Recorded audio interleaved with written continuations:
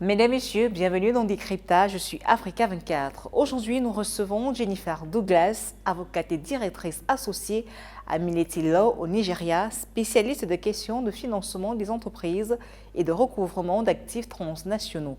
Dans la continuité du 36e sommet de l'Union africaine, nous abordons avec elle la question du développement de l'industrie créative en tant que moteur de création d'emplois et de croissance économique sur le continent. Madame Douglas, soyez la bienvenue chez Africa24. Les industries culturelles et créatives sont les secteurs économiques qui connaissent la croissance la plus rapide au monde, avec un taux de croissance estimé à 7%. Comment ce secteur peut-il contribuer à stimuler le développement des pays africains? Oh, the creative industry can drive economic growth in Africa, of course, because the jobs created in the creative industry do create jobs in other sectors, like fashion and music, for instance, can create jobs in retail. And then the creative industry, the investments that come into the creative industry has a way of propelling growth in different sectors in the economy of the African countries. For instance, if you look at the collaboration in fashion between African designer, I think Nigerian-born designer Kenneth Ize and Louis Vuitton in France, it has brought Africa, the creative industry, on the global stage. Now there is demand for African fashion, African music, and this has helped bring in investments from foreign investors into the country, and that's contributing to the growth factor in Africa at this time. Nous vivons dans un contexte de perte de repères sociaux et culturels avec l'adoption de coutumes et de cultures étrangères. Pensez-vous que l'essor des industries créatives soit un moyen d'inverser ces tendances? Certainly, because what the creative industry does is bring a renewed appreciation of our cultural production to the global stage. It brings creation of jobs, employment, which means growth within the economy. And that means more earning power for people to buy our products.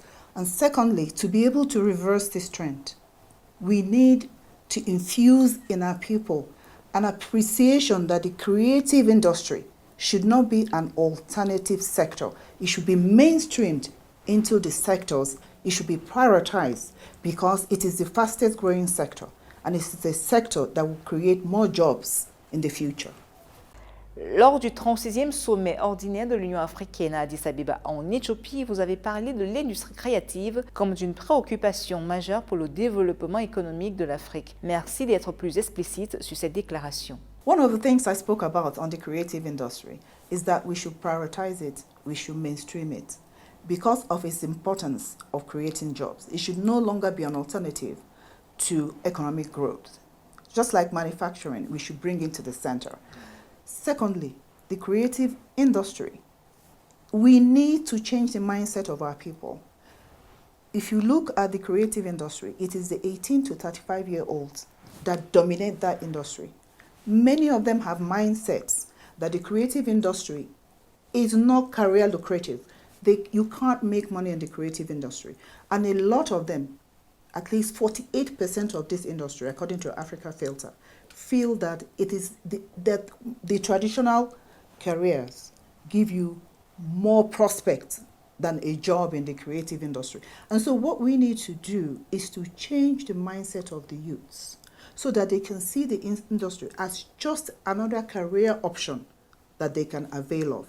Secondly, also, we need to create value in this industry because right now, majority of the consumers, because you have to have the consumers for the cultural productions, do not appreciate creatives coming from Africa. Mostly because they feel it's inferior, there's some kind of aspersion cast on it. And so what we need to do is create social and economic value and attach it to our creatives in order to be able to bring it and sell it in the global markets. The third thing again is because it is many of the creatives is grounded in our culture. We need to begin a new appreciation for our culture because our culture is passed down from generation to generation. And you know that for generations to come, as long as those cultural products are there, as long as we propel our heritage and pass it on, then we will always have a space for new job prospects for our youth. Because in 2023, it is estimated that youth from Africa would dominate the economic sector more than in any other country in the world.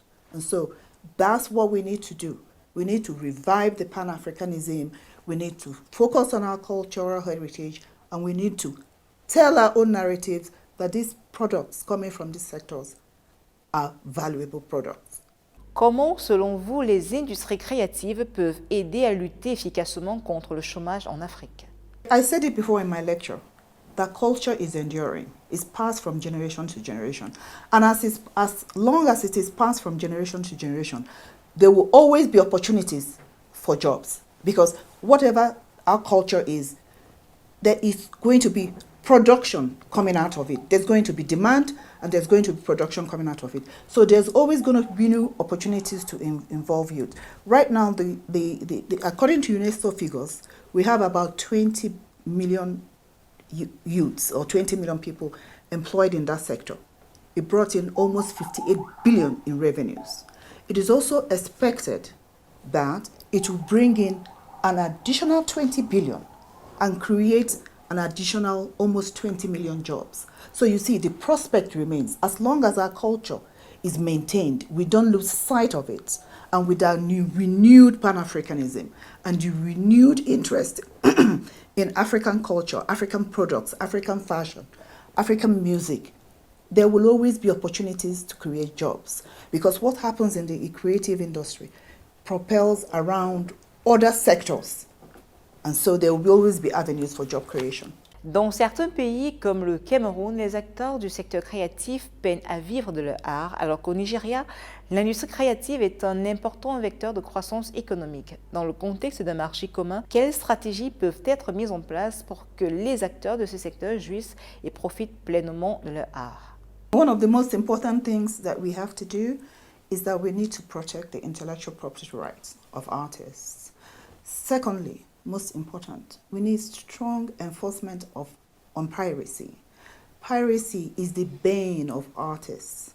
Many of them lose their work, lose their income through pirating of work. For instance, there's a movie that comes out today. In 2 days, it's on the streets. And so the artists lose money. In terms of looking at Nigeria and Cameroon, Nigerian market is fairly developed. If you look at Nollywood, Nollywood contributes about 1.4 billion to Nigeria's GDP. It is a fairly developed market. And many of the artists in Nigeria, they've worked with international global artists. They have talent representation. So, but for Cameroon, I think there's a lack of public involvement and a lack of appreciation. It's not only in Cameroon, but also in Nigeria and some other African countries as well. And so the lack of public support, lack of appreciation for their work, and lack of funding, and the lack of them recognizing their rights, their contractual rights to be able to protect their right, their talent, and their raw material. It's why probably many of them. So what we need to do to help artists is to encourage associations, to encourage investment and funding into this sector, and to protect their property, intellectual property rights.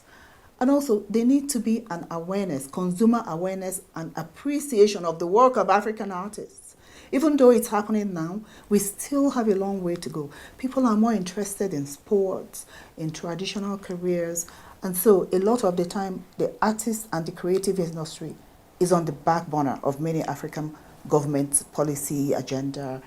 So what we need to do is to encourage policy, encourage funding, and then help the artists by creating a strong and stable market for them, both locally and international, for them to sell their work.